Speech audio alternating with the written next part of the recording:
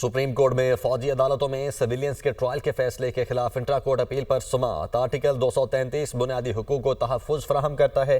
Justice Mohammad Ali मजहर आइन के मुताबिक भी रूल्स मुअत्तल होते ख़त्म हैं नहीं। इसी पर बात करेंगे। हसीब मलिक हमारे साथ मौजूद हैं। हसीब, आगाह कीजिएगा समाअत बारे।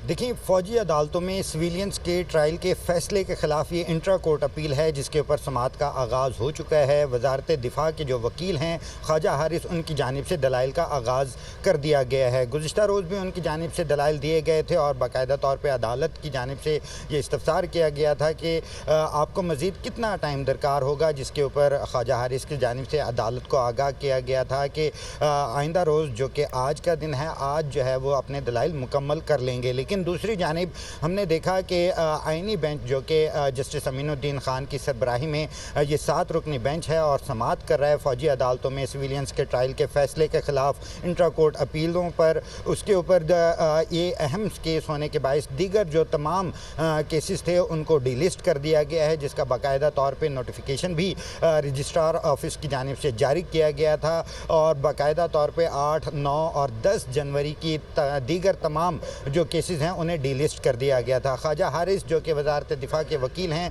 उनकी जानिब से दलाइल दिए जा रहे हैं और गुज़िश्ता रोज़ के समाअत के हवाले से अगर बात की जाए तो गुज़िश्ता रोज़ जो है ख्वाजा हारिस की जानिब से दलाइल दिए गए थे और जो में आगाह कर रहे थे।